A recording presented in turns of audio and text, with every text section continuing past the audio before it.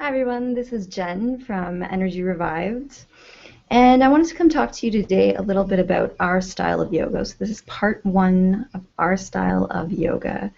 A quick blurb about myself. I am founder and main yoga teacher here at Energy Revive Studio in Sault Ste. Marie, Ontario, which has been up and running about 5 years.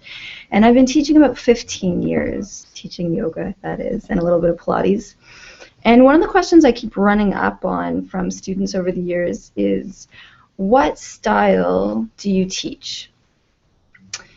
And it's a good question, and yet I've found, at least here in the West, a generally irrelevant one.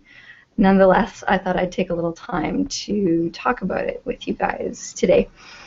Um, so first of all, I want to cover exactly what yoga means before we start going into styles.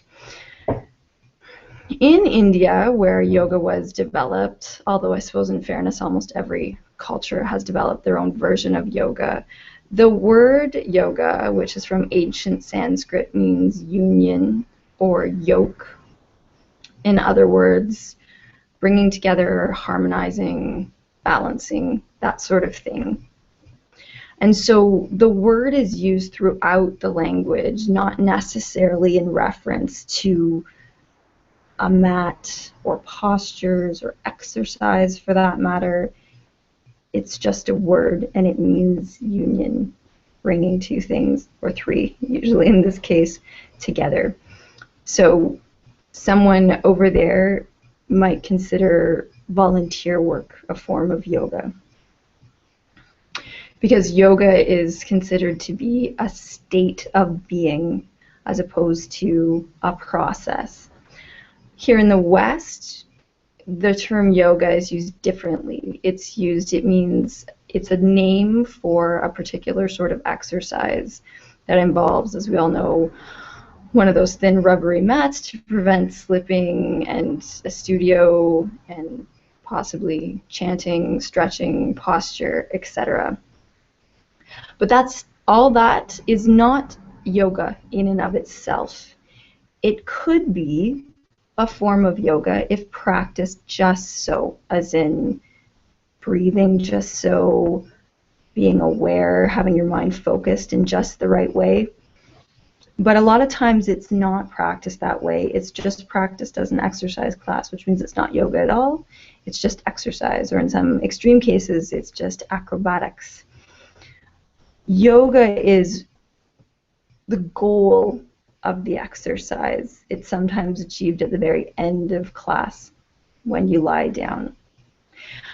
In my studio in Energy Revived, it's not about the exercise. It is about doing actual yoga that is unionizing the mind and the body, facilitating that communication there. And yes, to a lesser extent, attuning with the spiritual energy around you.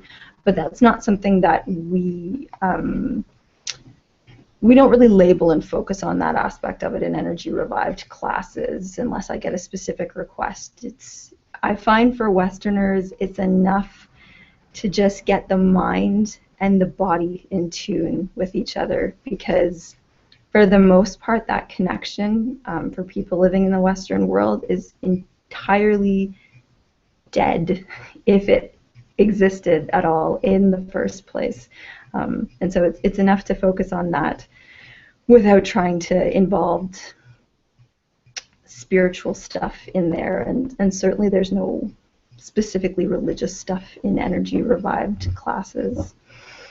So the state of yoga, that means that you're paying attention, which is big. Most of us here in the West think we're multitaskers, and society conditions us, school conditions us to hone that skill, multitasking. They say these days, the studies that are going around, that multitasking is an illusion. We don't actually multitask. We don't actually focus on more than one thing at one time. What we do is flip constantly back and forth between the several things that we're interested in or that we're trying to achieve. And then we wonder why we have ADD on the rise. But anyways, so we don't really multitask in yoga. We focus. We focus on a very broad spectrum of things, but all we're really trying to do is focus. And that in and of itself is huge. Most of us cannot focus on anything, even something simple like putting a simple visualization in our minds for more than 30 seconds, a minute perhaps. So that's the first thing, is learning to focus, learning to concentrate. The subject matter, what we're concentrating on, is the physical sensations going on in the body, in the entire body, which sounds simple enough. But in fact, we learn to ignore these sensations. How many people are probably hungry for a little bit of something in the morning and quash that urge because they're late for work, until eventually they think that what they want in the morning is coffee and they're just not a breakfast person? That's just one example of many, many, many things that in this society we do to ignore and kind of repel the body's urges, to deny them. So if you're new to yoga, or if you're new to my classes anyway, focusing on the sensations throughout the entire body will be very new to you. It will feel foreign, and it takes a while. It takes some practice. It takes a lot of focus, a lot of concentration to do that. Secondarily, focusing on the breath, keeping it slow and steady, because that's ultimately what governs your emotional state, your ability to stay calm, or conversely ramping yourself up, which we don't do in my yoga classes. We settle down. So that's the crux of it, is keeping, for that hour of class, being extremely focused and mindful and observant in an inward sort of a way on the sensations of the body and on the breath. So then, to achieve that, yes, sometimes we use postures, and some of them may be familiar to you if yoga is buzzing everywhere. So I'm sure almost anybody and everybody has Googled it at some point or seen a video or whatever. So you'll see some of those familiar postures in an energy revived class. You'll see, downward dogs and forward bends and so on and so forth. But the postures are just a means to an end. So that being the case, I don't always practice a lot of them. Lots of our classes are spent lying down, seated, and standing. When we do postures, we put space in between them to allow that reconnection of the mind and body, to give you time to observe, what did that posture just do? What effect did it have? Was it good? Was it bad? Am I in tune? Am I pushing too hard? Am I not pushing hard enough? Oh, am I sore there? I didn't even realize I was tight there. And so on and so forth. We integrate other things into the class as well. A little bit of self-massage, a little bit of what I guess you could loosely call Tai Chi, kind of swaying movement back and forth. Everything we do in class is meant to facilitate that focus and that connection between the mind and body, meant to heighten your self-awareness. And the concept is that you bring that heightened awareness off your mat into the rest of your life, so you don't kill yourself with coffee every morning, so you don't ignore bedtime every night, so you're not raging on the road because you spent too much time suppressing your emotions, so that you're becoming aware of your stress before your stress response kicks in, so you can slow the whole thing down, pause, breathe, not control, I don't like that word, but contain your reaction.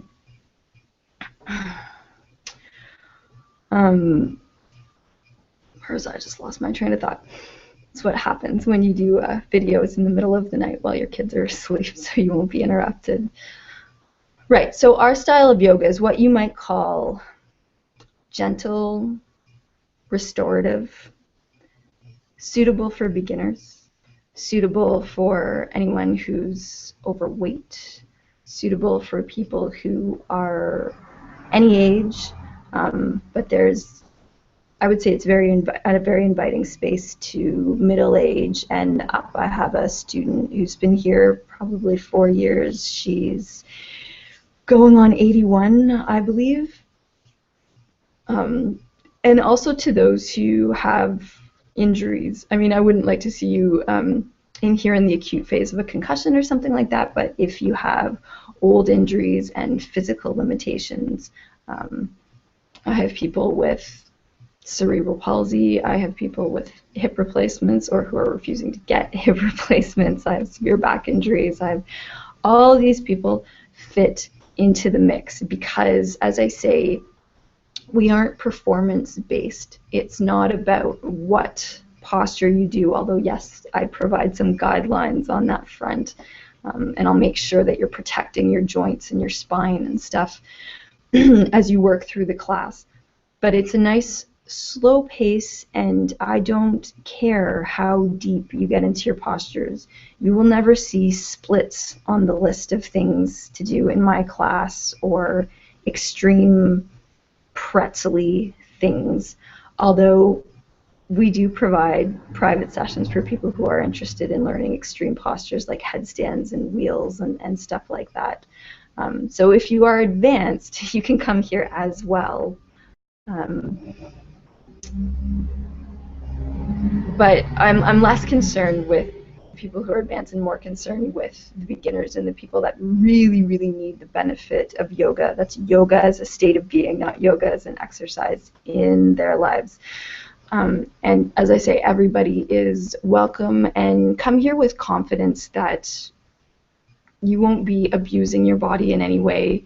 You will walk out feeling much better than you came in, whether you came in feeling emotionally, mentally stressed, or physically sore in some way, or just a little scattered. Even if you come in feeling good, you'll still leave feeling better because you will have given yourself this hour to focus on just you, not what's for dinner, not what kind of a schedule do I have going on after this, how am I planning my day so that I'm being efficient, yada yada. No, just you, just your state of mind, body, and to some extent spirit. Whenever we give that our attention and our focus, it's actually very easy to fix and improve very quickly. The body knows how to relax, it knows how to heal itself. We just have to learn to get out of the way with our busy Western minds, and that's what we strive to do in class. So even if you can't do certain postures, even if you can do very, very few postures, that's absolutely fine. The studio is full of all kinds of props for modification. There are people who can't come down to the floor, and that's fine. It's a nice, slow-moving, friendly environment where everybody knows your name, that sort of thing. Everyone does introductions and hangs out and chats after class, and everyone has something to work on. And so there's a great deal of inviting communal safe energy and respect between my students. So there is nothing to fear from an energy revived yoga class. And when I say it is gentle and restorative, you can trust that that's the case. Gentle and restorative, whether you're injured or pregnant, overweight, whatever it is. Whatever's going on with the body, we know how to respect and accommodate it. So you can confidently come here. I think I'm going to end part 1 there, and hopefully you'll click on part 2, where I'll go into a little bit more about styles of yoga and what you can expect from yoga classes in general and what yoga terminology means when it comes to yoga styling. So see you next video, and hopefully you come to Energy Revive for a class.